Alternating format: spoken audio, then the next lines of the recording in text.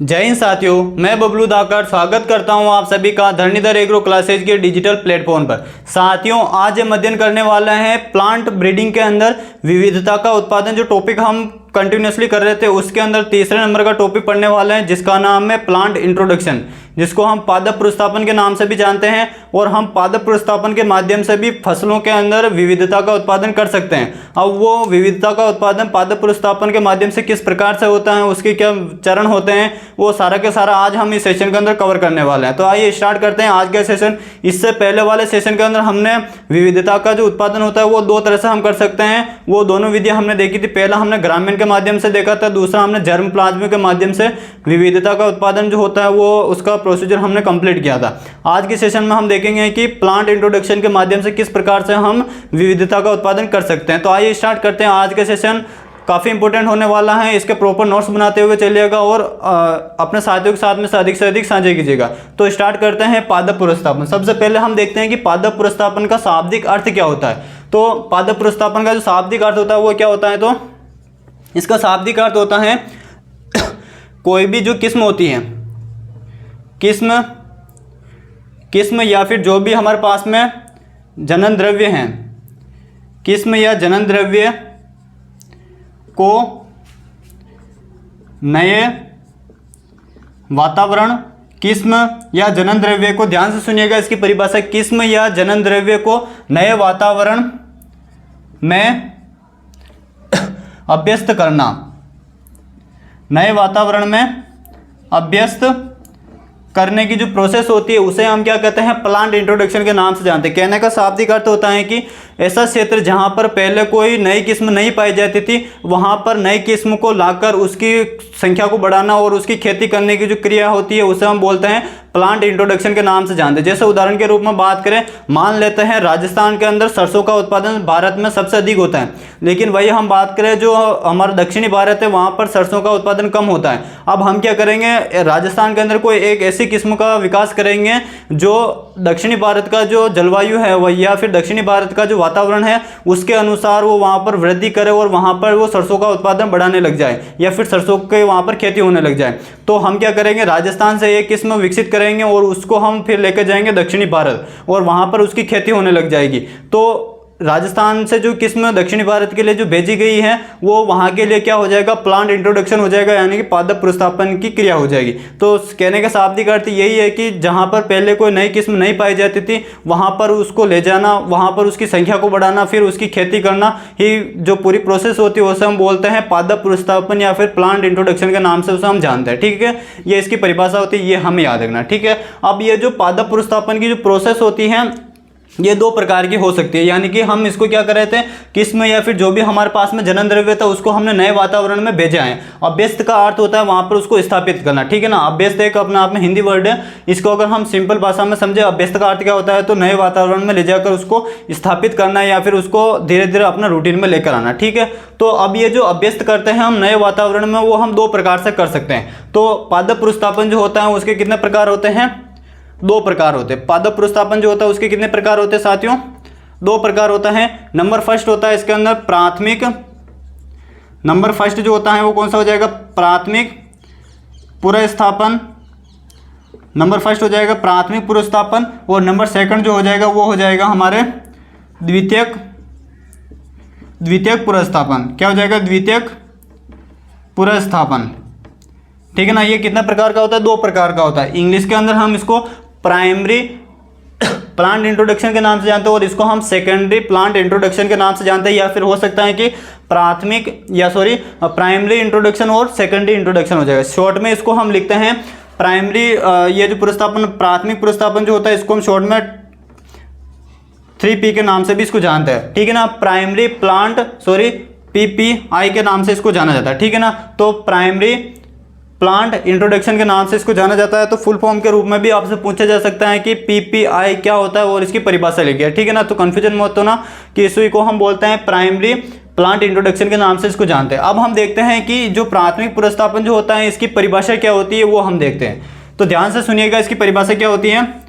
दोनों के अंदर जो परिभाषा के अंदर जो कॉमन शब्द आएगा वो क्या आएगा, किस्म और जनन द्रव्य को क्या करते हैं, नए वातावरण में हम अभ्यस्त करते हैं। दोनों के अंदर अभ्यस्त तो करते हैं नए वातावरण के अंदर, लेकिन कुछ कंडीशन रखी जाती हैं। अगर हम बात करें प्राथमिक प्रतिस्थापन के अंदर, तो इसके अंदर जो भी हमारे पास में किस्म है या फिर जो भी हमारे पास में जनन द्रव्य है, उसको जो हम नए वातावरण में अभ्यस्त करते हैं, जो भी हमारे पास में नया वातावरण है, नए वातावरण है, उसके अंदर उसको हम क्या करते हैं, भेजते हैं या फिर अभ्यस्त करते हैं। किसी भी किस्म को नए वातावरण में जब भेजा जाता है तो वो बिना किसी चयन व संकरण के भेजा जाएगा। बिना किसी चयन व संकरण के भेजते हैं तो उसे हम बोलते हैं प्राथमिक प्रतिस्थापन। कहने का शाब्दिक अर्थ है, मान लेते हैं जो मैंने अभी आपको एग्जांपल बताया था कि सरसों का उत्पादन राजस्थान के अंदर अच्छी मात्रा में हो रहा है, बराबर मात्रा में, लेकिन दक्षिण भारत में कुछ नहीं हो रहा है। अब हम क्या करेंगे, जो भी हमारे पास में उपलब्ध वेराइटी या जर्मप्लाज्म है उसको हमने राजस्थान से उठाया, बिना किसी संकरण के, बिना किसी चयन के, जैसा हमको मिला था उसी दशा में उसको हमने भेज दिया दक्षिणी भारत के अंदर, तो वो तो हो जाएगा हमारे, क्या हो जाएगा, प्राथमिक प्रतिस्थापन। ठीक है ना। तो ध्यान रखिएगा कि किसी भी किस्म को जब हम नए वातावरण में भेजते हैं तो बिना किसी चयन के या बिना किसी संकरण के भेजते हैं तो वो तो होता है हमारे प्राथमिक प्रतिस्थापन के नाम से इसको हम जानते हैं। लेकिन इसका जस्ट उल्टा होता है द्वितीयक प्रतिस्थापन में। ठीक है ना। द्वितीयक प्रतिस्थापन में क्या होता है, तो इसके अंदर याद रखिएगा, जो भी हमारे पास में किस्म होती है, जो भी हमारे पास में किस्म है उसको जब हम नए वातावरण में भेजते हैं, जो भी हमारे पास में किस्म है उसको जब हम नए वातावरण में भेजेंगे तो वो सबसे पहले हम क्या करेंगे, जो भी किस्म है उसको जब हम नए वातावरण में भेजते हैं तो उसका क्या किया जाता है, सबसे पहले चयन किया जाता है। चयन करने के बाद में उसका हम जो भी हमने किस्म का चयन किया है उसका अन्य किस्मों के साथ में क्या करवाया जाता है, संकरण करवाया जाता है। क्या करवाया जाता है, संकरण करवाया जाता है। और संकरण के बाद में जो उत्कर्ष जो भी किस्में प्राप्त होती हैं उसको जब हम नए वातावरण में भेजते हैं, उत्कर्ष किस्म को क्या करते हैं, नए वातावरण में भेजते हैं, तो उस प्रोसेस को हम बोलते हैं द्वितीयक प्रतिस्थापन। तो द्वितीयक प्रतिस्थापन में क्या किया जाता है, कोई भी किस्म होगी, जैसे मैंने अभी आपको उदाहरण बताया था सरसों का, तो सरसों का हमने क्या किया, चयन कर लिया। चयन करने के बाद में उसका दूसरी वेराइटी के साथ में, सरसों की जो अदर वेराइटी होगी उसके साथ में संकरण करवाया जाएगा। और संकरण होने के बाद में जो F1 पीढ़ी के अंदर जो भी हमें किस्म प्राप्त होगी, जो उसके लक्षण जो होंगे वो दूसरी किस्मों की तुलना में उच्च गुण वाले होंगे और उस किस्म को फिर नए वातावरण में भेजा जाता है, तो उससे हम बोलते हैं द्वितीयक प्रतिस्थापन के नाम से जानते हैं। तो ये दोनों में माइनर डिफरेंट है, याद रखिएगा। चयन व संकरण के आधार पर इनका विभाजन किया गया है। तो अगर नए वातावरण में बिना किसी चयन और संकरण के भेज देते हैं तो प्राथमिक प्रतिस्थापन कहलाता है। और अगर वही क्रिया हम चयन करेंगे फिर संकरण करेंगे और संकरण होने के बाद में जो भी हमें नई वैरायटी विकसित होगी उसे यदि हम नए वातावरण में भेजते हैं तो उसे हम किस नाम से जानते हैं, द्वितीयक प्रतिस्थापन के नाम से जानते हैं। ये आपको याद रखना, ठीक है ना। इसका फटाफट से आप स्क्रीनशॉट लीजिए, फिर हम थोड़ा और आगे बढ़ते हैं। तो ये पादप प्रतिस्थापन का सामान्य परिचय होता है और इसके प्रकार होते हैं। काफ़ी इंपॉर्टेंट टॉपिक है, एग्जाम के अंदर सीधा सीधा बोर्ड में पूछा जाता है कि पादप प्रतिस्थापन क्या है, इसके विभिन्न प्रकार को लिखते हुए इसके बारे में विस्तार से जानकारी दीजिए, ठीक है ना। तो इस प्रकार से प्रश्न पूछे जाने की प्रबल संभावना रहती है, तो ये आपको याद रखना है, ठीक है। अब हम देखते हैं इसके आगे। अब ये जो पादप प्रतिस्थापन जो होता है इसको हमने नए वातावरण में भेज तो देंगे। मान लेते हैं हमने इसको, जैसे मैंने आपको सरसों का उदाहरण बताया था, सरसों को हमने भेज तो दिया है दक्षिण भारत के अंदर, लेकिन जरूरी थोड़े कि वो वहाँ पर जाने के बाद में 100% उसकी सक्सेस रेट हो जाएगी। तो जो सक्सेस जो रेट होती है या फिर इसकी जो सफलता की जो दर होती है पादप प्रतिस्थापन की, तो यहाँ पर हमारा पॉइंट क्या हो जाएगा, जो भी हमारा प्लांट इंट्रोडक्शन जो होता है, प्लांट इंट्रोडक्शन जिसको हम पादप प्रतिस्थापन के नाम से जानते हैं, प्लांट इंट्रोडक्शन की जो सफलता की जो दर होती है, प्लांट इंट्रोडक्शन की जो सफलता की जो दर होती है वो किस पर निर्भर होती है। तो प्लांट इंट्रोडक्शन की जो सफलता की जो दर होती है वो किस पर निर्भर होती है, तो ये याद रखिएगा, ये अनुकूलन पर निर्भर होती है। किस पर निर्भर होती है, अनुकूलन पर निर्भर होती है, जिसको हम अनुकूलन को हम इंग्लिश के अंदर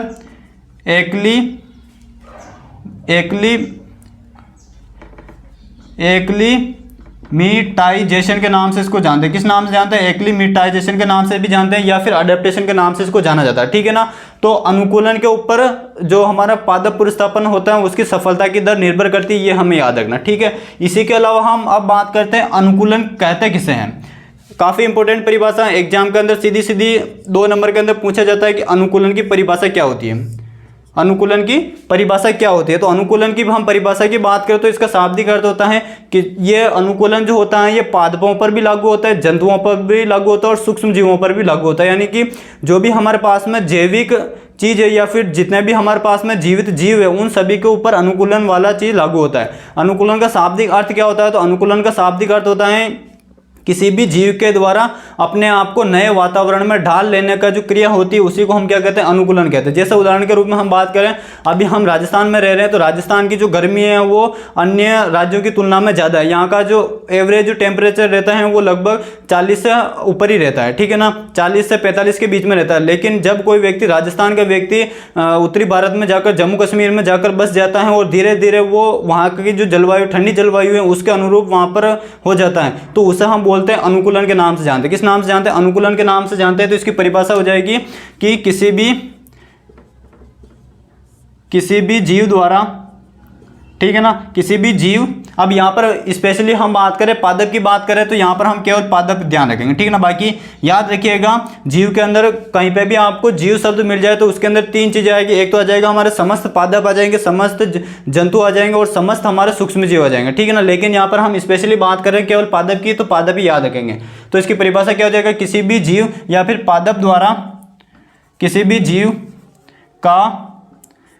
जीव का नए वातावरण में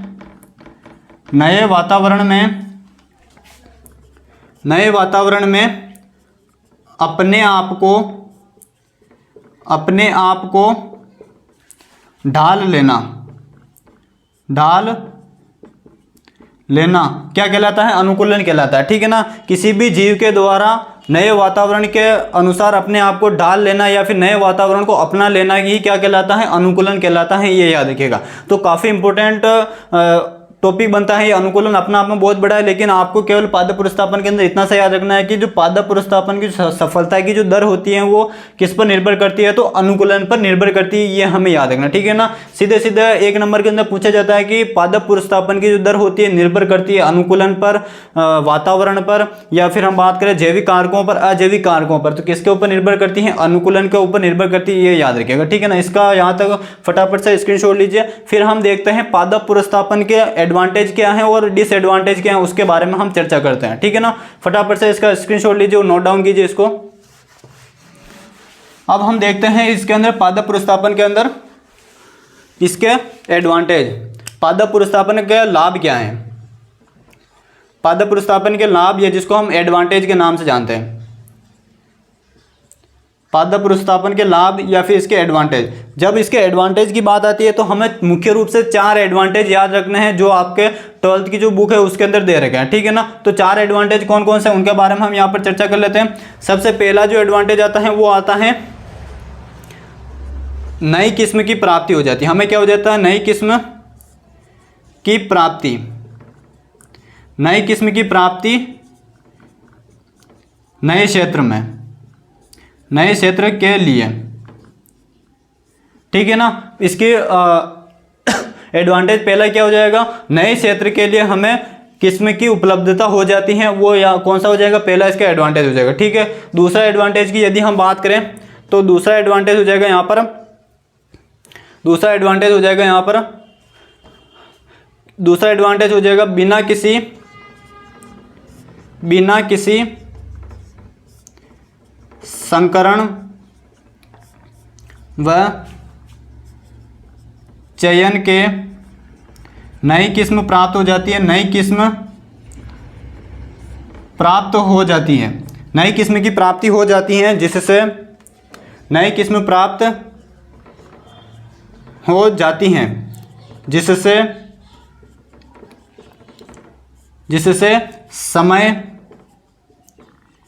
समय श्रम व धन की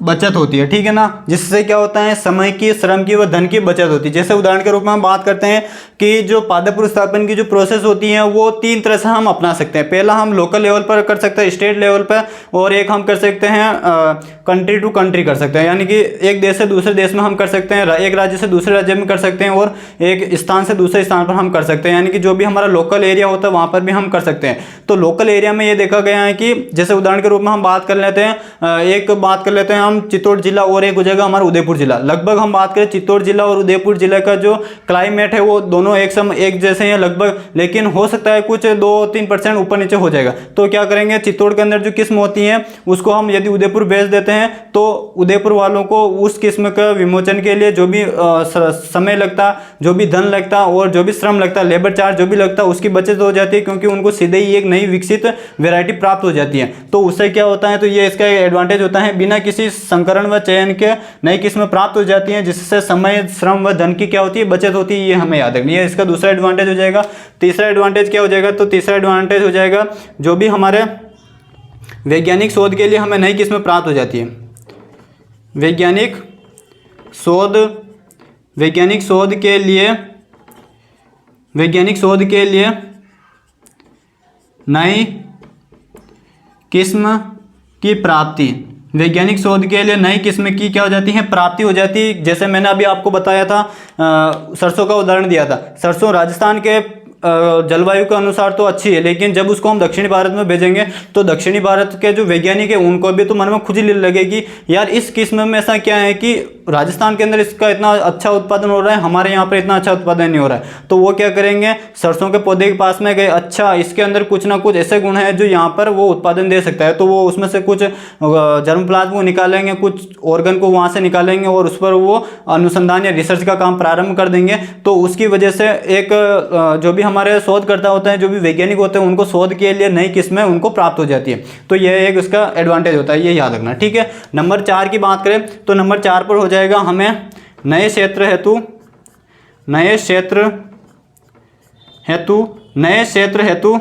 रोग, कीट और खरपतवार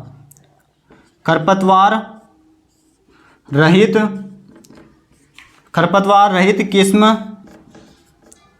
की प्राप्ति, खरपतवार रहित किस्म की क्या हो जाती है, प्राप्ति हो जाती है, ये याद रखना, ठीक है ना। जो भी हमारा नया क्षेत्र, जैसे मैंने आपको बताया था, पादप प्रतिस्थापन का मेन एम ही क्या होता है कि नए जो भी क्षेत्र हैं वहाँ पर किस्म की उपलब्धता करवाना, यही इसका मेन मोटो रहता है, ठीक है ना।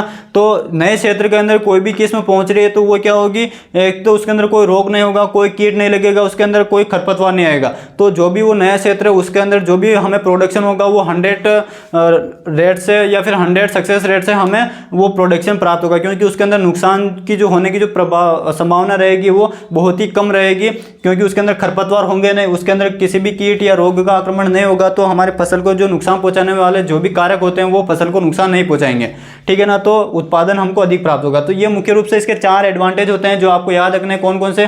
पहला, नई किस्म की प्राप्ति के लिए नए क्षेत्र में हमें वैरायटी उपलब्ध हो जाती है। दूसरा हो जाएगा बिना किसी संकरण चयन के हम किस्म प्राप्त हो जाती है, जिससे समय, श्रम, धन की बचत होती है। तीसरा हो जाएगा वैज्ञानिक शोध के लिए नई किस्म प्राप्त हो जाती है, वो नए क्षेत्रों के लिए हमें रोग रहित, कीट रहित और एक खरपतवार रहित किस्म उपलब्ध हो जाती है, जो अल्टीमेटली आगे जाकर हमको प्रोडक्शन अधिक मात्रा में देगी। फटाफट से इसको स्क्रीनशॉट लीजिए। फिर हम देखते हैं इसके कुछ डिसएडवांटेज भी है, उनके बारे में हम चर्चा करते हैं, ठीक है ना। ये होते हैं हमारे एडवांटेज, यहाँ पर कंप्लीट होते हैं। अब हम देखते हैं इसके डिसएडवांटेज कि प्लांट इंट्रोडक्शन को जब हम किसी नए क्षेत्र में कोई भी जो वैरायटी होती है उसको हम इंट्रोड्यूस करवाते हैं, तब उसके दौरान क्या क्या हमको चैलेंजेस देखने को मिलते हैं। तो इसके अंदर हो जाएगा हमारे हानि, यानी कि पादप प्रतिस्थापन की क्या हानि होती है, जिसको हम बोलते हैं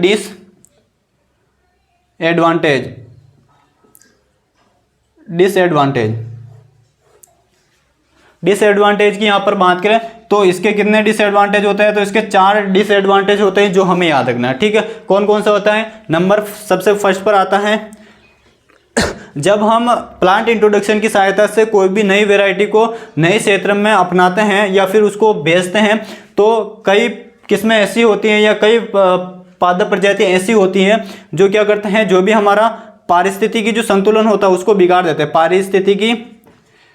पारिस्थितिकी जो संतुलन होता है, पारिस्थितिकी संतुलन को क्या कर देते हैं, बिगाड़ देते हैं, पारिस्थितिकी संतुलन को बिगाड़ देते हैं, पारिस्थितिकी संतुलन को बिगाड़ देते हैं। जैसे उदाहरण के रूप में याद रखना, जो हमारा यूकेलिप्टिस जो होता है, यूकेलिप्टिस, जो हमारा यूकेलिप्टिस होता है जिसको हम सफ़ेदा के नाम से भी जानते हैं, जब इसको हम वानिकी के रूप में जब इसको हम अपनाते हैं तो इसकी वजह से क्या होता है, जो भी हमारा भूमिगत जो जल होता है, भूमिगत जल भंडारण में क्या आती है, कमी आती है। भूमिगत जल भंडारण में क्या आती है, कमी आती है, ये हमें याद रखना, ठीक है ना। तो पहला इसका डिसएडवांटेज ये हो जाता है, जब हम पादप प्रतिस्थापन की सहायता से यूकेलिप्टिस को किसी नए क्षेत्र में भेजते हैं तब उसकी वजह से भूमिगत जल भंडारण में कमी आती है, जो आगे जाकर हमारा जो इकोसिस्टम जो बैलेंस होता है उसको ये बिगाड़ने का काम करता है। तो ये इसका पहला डिसएडवांटेज हो जाएगा जो आपको याद रखना, ठीक है। दूसरा इसका डिसएडवांटेज हो जाएगा,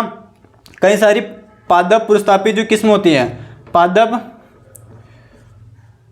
प्रतिस्थापित जो किस्म है, कई बार क्या होता है, पादप प्रतिस्थापित किस्म के साथ कई अनिष्टकारी खरपतवार भी आ जाते हैं। किस्म के साथ अनिष्टकारी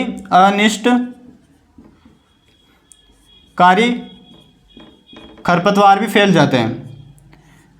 जो पादप प्रतिस्थापित किस्म जो आती हैं उसके साथ में कई ऐसे खरपतवार भी आ जाते हैं जो अनिष्टकारी खरपतवार के रूप में काम करते हैं और वो पूरे के पूरे वहाँ का जो इन्वायरमेंट होता है उसको वो प्रदूषित कर देते हैं। जैसे उदाहरण के रूप में हम बात करें तो आपने जलकुंभी का नाम सुना होगा, जलकुंभी की बात करें तो ये जो जलकुंभी जो होती हैं ये पानी के अंदर बहुत अधिक मात्रा में तीव्र गति से वृद्धि करती हैं और पानी को ये दूषित करती हैं। इसी कारण से जो जल प्रदूषण के अंदर जो सबसे मेन जो कारक होता है वो कौन होता है, हमारे जलकुंभी होता है। हालांकि रसायन भी होते हैं लेकिन जलकुंभी तीव्र वृद्धि से वहाँ पर पानी के अंदर वृद्धि करती है और एक पानी के ऊपर जो जलकुंभी की लेयर दिखाई देती है जो पानी को प्रदूषित करती है। तो वो जो किसकी देन है, तो वो हमारे प्लांट इंट्रोडक्शन की देन है, जिसकी वजह से ये हमारे भारत देश में आई थी और आज ये एक प्रदूषण का कारण बन चुका है, ठीक है ना, ये याद रखना। तीसरे नंबर की यदि हम बात करें तो तीसरे नंबर पर क्या हो जाएगा, कई जब हम पादप प्रतिस्थापित जो किस्म होती है, पादप प्रतिस्थापित किस्म, जो पादप प्रतिस्थापित जो किस्म होती है उसके साथ में कई बार क्या होता है, रोग भी प्रवेश कर जाते हैं, कई बार रोग का प्रवेश भी हो जाता है, कई बार रोग का प्रवेश भी हो जाता है जो उस नए क्षेत्र में एक बहुत ही बड़े व्यापक रूप से फैलता है और फसल को नुकसान पहुंचाता है। जैसे उदाहरण के रूप में हम बात करें तो कॉफ़ी का जो रस्ट है, कॉफ़ी रस्ट जो कहाँ से आया था, श्रीलंका से आया था और वो किसके साथ में आया था, तो पादप प्रतिस्थापित किस्म के साथ ही आया था श्रीलंका से। कॉफ़ी रस्ट जो भारत के अंदर पहले नहीं पाया जाता था, लेकिन जैसे ही हमने कॉफ़ी को भारत के अंदर इंट्रोड्यूस किया था श्रीलंका से, तो वहाँ से उसके साथ में कॉफ़ी के साथ में जो रस्ट के जो स्पोर होते हैं वो भी आ जाते हैं और वो भारत के अंदर आकर कॉफ़ी को नुकसान पहुंचाने लगते हैं। तो किसकी देन है, तो वो पादप प्रतिस्थापित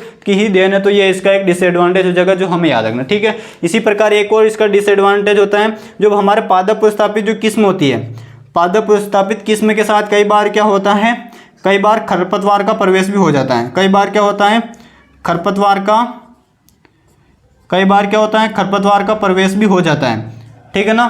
कई बार जब हम नई किस्म को इंट्रोड्यूस करवाते हैं तब कई बार खरपतवार का प्रवेश भी हो जाता है। जैसे उदाहरण के रूप में हम बात करें तो एक तो हो जाएगा सत्यानाशी, एक तो हो जाएगी हमारे सत्यानाशी और एक हो जाएगा हमारे गेहूंसा। क्या हो जाएगा, गेहूंसा। ये दो खरपतवार ऐसे हैं जो किसके साथ में आया था, ये हमारे एक तो सत्यानाशी है जो सरसों के बीज के साथ आया था और गेहूंसा है जो गेहूं के बीज के साथ में आया था और ये भारत में आकर एक खरपतवार के रूप में व्यापक रूप से फैल गए। और आज वर्तमान में जब हम सरसों की और गेहूं की खेती करते हैं तो उनके गेहूं की फसल और सरसों की फसल के अंदर ये दोनों खरपतवार बहुतायत में देखने को मिलते हैं, जिसकी वजह से हमें कई सारे नुकसान देखने को मिलते हैं। तो यह मुख्य रूप से डिसएडवांटेज हो जाएगा हमारे प्लांट इंट्रोडक्शन के, जो आपको याद रखना है। अब ये तो आपने देख लिया कि किसी में जैसे हम उदाहरण के रूप में बात करें पारिस्थितिक संतुलन को बिगाड़ते, ये सारे के सारे डिसएडवांटेज है। तो आपके मस्तिष्क में ये प्रश्न उठना चाहिए कि इनको रोकने का कोई उपाय नहीं है क्या। तो इनको रोकने का एक उपाय है जिसको हम क्वारंटाइन के नाम से जानते हैं। अब वो क्वारंटाइन का अर्थ क्या होता है वो अब हम पढ़ने वाले हैं, जब हम देखेंगे कि पादप प्रतिस्थापन जो होता है उसके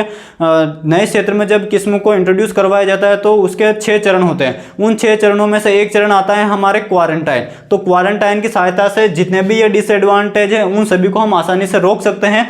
तो उनके बारे में हम चर्चा करते हैं। इसका फटाफट से आप स्क्रीनशॉट लीजिए। इसके अंदर ये जो भी चारों लाइनें लिखी हुई है और इनके एग्जाम्पल अच्छे से याद कर लेना। एग्जाम के अंदर सीधा सीधा प्रश्न आता है कि निम्न में से जो कॉफ़ी रस्ट है जो वो भारत के अंदर जो इंट्रोड्यूस हुआ था वो किस पादप प्रजनक के अंदर विविधता के उत्पादन का जो प्रकार होता है उसमें से किसके अंदर से आया था। तो याद रखना है आपको, प्लांट इंट्रोडक्शन के अंदर ये सारी चीज़ें आती है, ये आपको याद रखना, ठीक है ना। अब हम देखते हैं इसके पादप पुरुषस्थापन के जो 6 चरण होते हैं उनके बारे में देखते हैं कि 6 चरण कौन कौन से हैं जिनकी सहायता से हम किसी किस्म को जहाँ पर वो पाई जाती है वहाँ से उसको उठाकर नए क्षेत्र में उसको हम भेज सकते हैं। तो अब हमारा आता है पादप पुरुषस्थापन के चरण। तो पादप पुरुषस्थापन के चरण की बात करें तो कितने चरण होते हैं? 6 चरण होते हैं। याद रखिएगा ये चरण, या फिर एग्जाम में प्रश्न आ सकते हैं कि पादप पुरुषस्थापन की प्रक्रियाओं के बारे में लिखिए। तो चरण और हमारे जो पादप पुरुषस्थापन की जो प्रक्रिया हो जाएगी वो दोनों क्या होती है? एक ही होती है, ठीक है ना।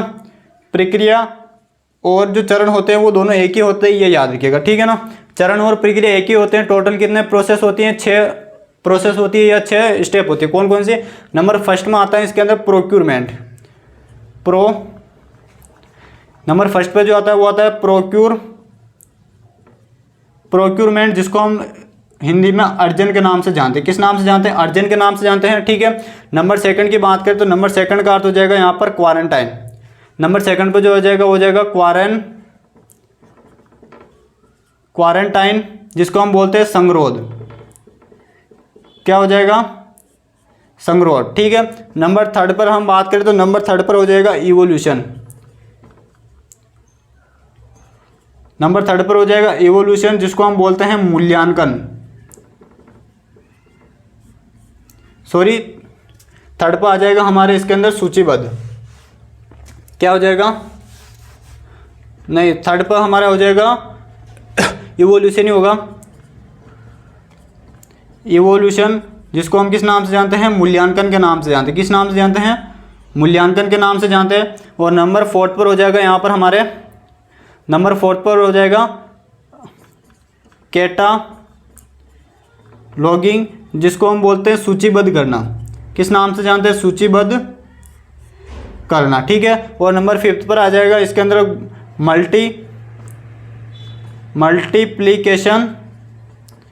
मल्टीप्लिकेशन, जिसको हिंदी में हम गुणन के नाम से जानते हैं। और नंबर 6 पर हो जाएगा इसके अंदर डिस्ट्रीब्यूशन,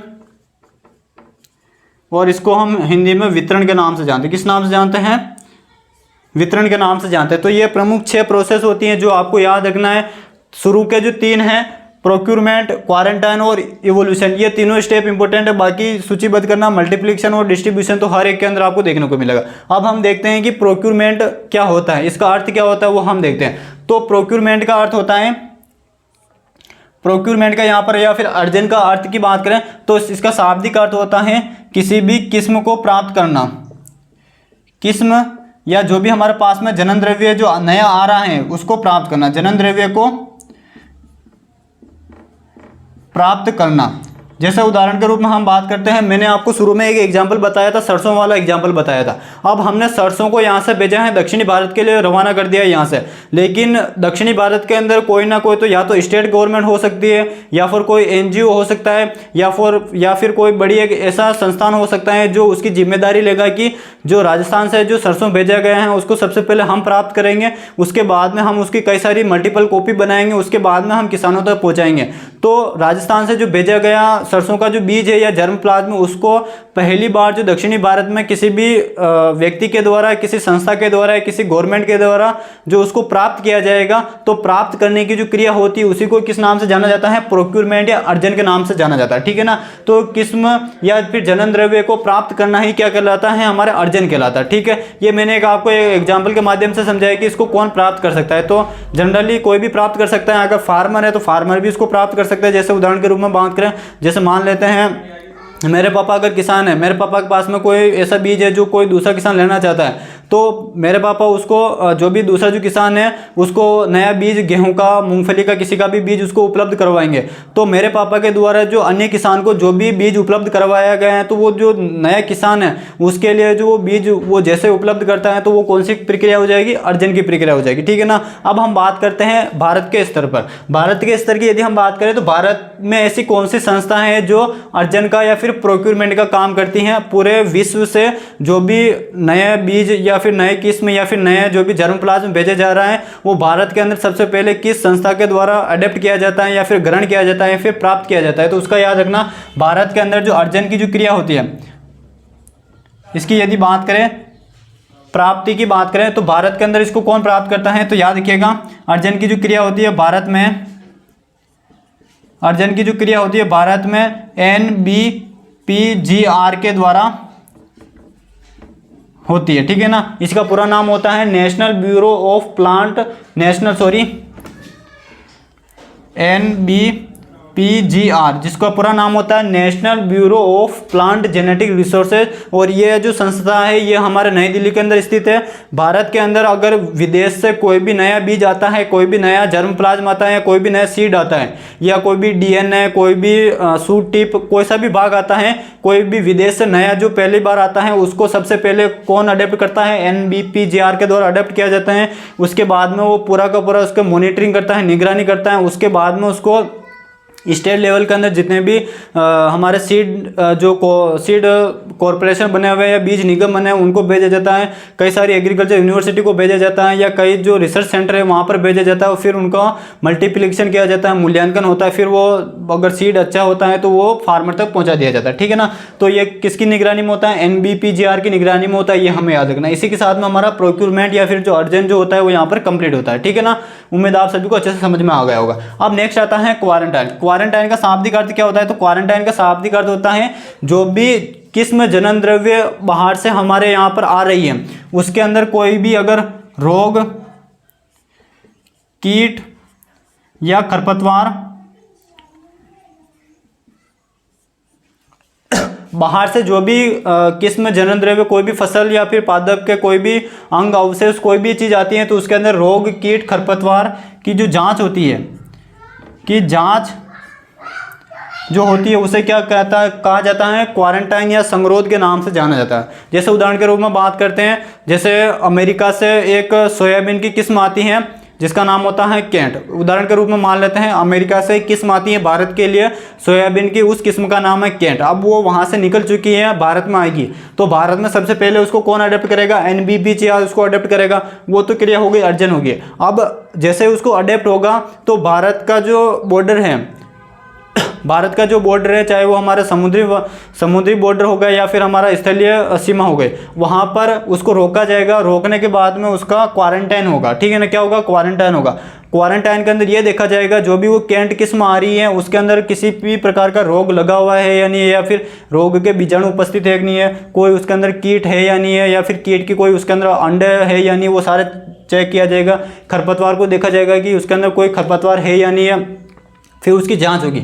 जांच होने के बाद में अगर उसको जांच हो गई पूरी, उसके बाद में रिजल्ट जो आता है वो आता है कि 100% इसके अंदर किसी भी प्रकार का रोग, कीट और खरपतवार नहीं है, तो उसको फिर NBPGR का जो मुख्यालय है नई दिल्ली, वहाँ उसको भेज दिया जाता है। अदरवाइज अगर किसी इन तीनों में से अगर किसी भी प्रकार का कोई भी उसके अंदर स्पोर मिल जाता है, बीजाणु मिल जाता है, या फिर अंडे की कोई भी अवस्था मिल जाती है, या फिर कीट की कोई अवस्था मिल जाती है, खरपतवार के बीज कोई भी भाग मिल जाता है, तो उसको अप्रूवल नहीं मिलता है, उसको उसी बॉर्डर पर रखा जाता है, उसकी मॉनिटरिंग की जाती है। और जब तक वो पूर्णतया उसमें से किस्म या प्रजाति में से जो भी उसके अंदर बीज, रोग, कीट जो भी आए हैं उसको वहाँ से निकाल नहीं दिया जाता, तब तक उसको वहीं पर रखा जाता है। अगर जैसे निकल जाता है, अप्रूवल मिल जाता है, फिर वो NBPGR तक पहुँचता है। तो इसी प्रोसेस को हम बोलते हैं क्वारंटाइन के नाम से जानते हैं। अब ये जो क्वारंटाइन जो होता है ये दो तरह का होता है। एक तो होता है हमारे डोमेस्टिक क्वारंटाइन होता है और एक होता है हमारा नेशनल क्वारंटाइन, ठीक है ना। डोमेस्टिक क्वारंटाइन जो होता है वो एक राज्य से दूसरे राज्य के लिए हो सकता है या फिर एक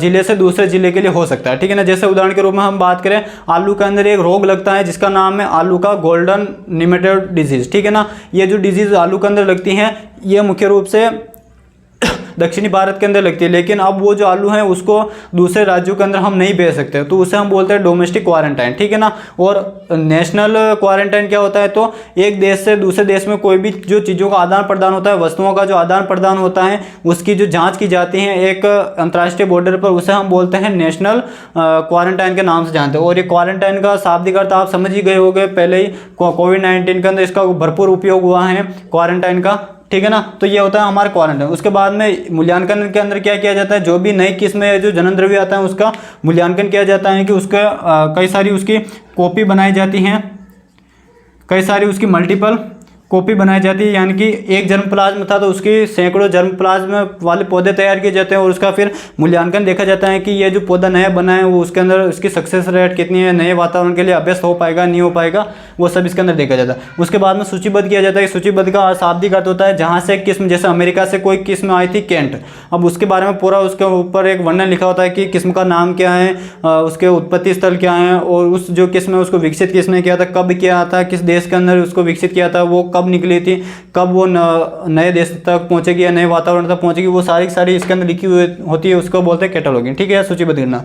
उसके बाद में मल्टीप्लिकेशन होता है। मल्टीप्लिकेशन जो होता है वो NBPJR के निर्देशानुसार होता है और इसके जो भी रीजनल सेंटर होते हैं वहाँ पर इसके कॉपीज़ भेज दी जाती है और वहाँ पर वो धीरे धीरे उसके मल्टीपल कॉपी बनाते हैं और उसका गुणन करते हैं। उसके बाद में अल्टीमेटली लास्ट में फार्मर तक पहुँचा दिया जाता है और फार्मर तक जो पहुँचाया जाता है वो जो भी हमारे बीज निगम होते हैं, अंतर्राष्ट्रीय स्तर पर राष्ट्रीय बीज निगम होता है और राज्य स्तर पर राज्य बीज निगम होता है, उसके अनुसार ये सारे के सारे वितरण के काम होते हैं, ठीक है ना। तो ये याद रखिएगा, ये इसके 6 चरण होते हैं जो काफ़ी इंपॉर्टेंट है। एग्जाम के अंदर कई बार पूछा जाता है कि पादप प्रतिस्थापन के चरणों का विस्तार से वर्णन कीजिए। इसका स्क्रीनशॉट लीजिए या फिर नोट डाउन करना चाहते हैं तो नोट डाउन कीजिए।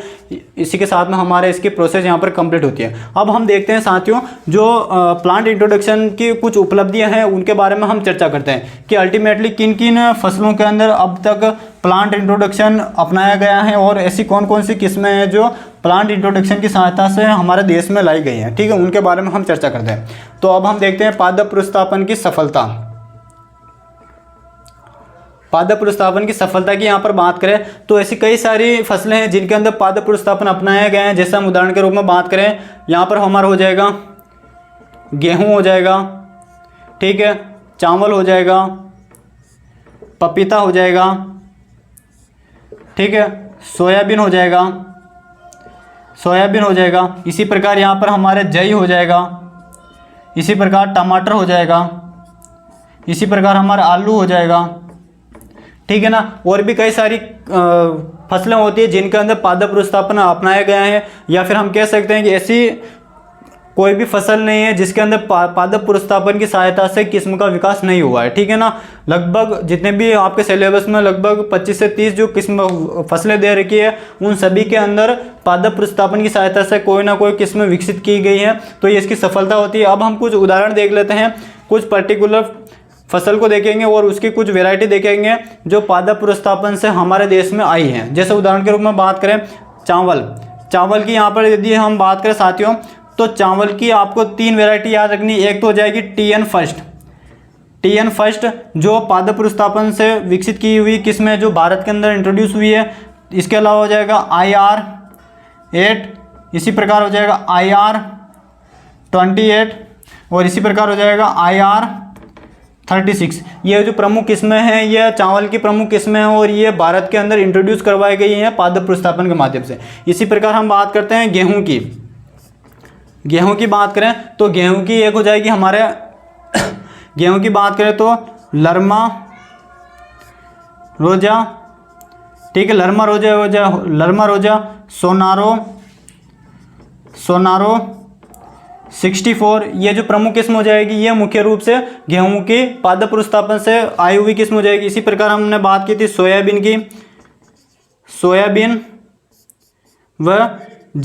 सोयाबीन व जई की बात करें तो इन दोनों की एक ही किस्म फेमस है और उसका नाम हो जाएगा केंट, ठीक है ना। और ये जो किस्म आई थी वो कहाँ से आई थी, यूएसए से आई थी। कहाँ से आई थी, यूएसए से आई थी। तो सोयाबीन की भी किस्म है केंट और जई की भी किस्म है केंट। ये सभी की सभी जो किस्में हैं वो भारत के अंदर इंट्रोड्यूस करवाई गई थी अन्य देशों से और ये हमें याद रखना, ठीक है। इसी प्रकार हम बात करते हैं, एक आपने किन्नू का नाम सुना होगा।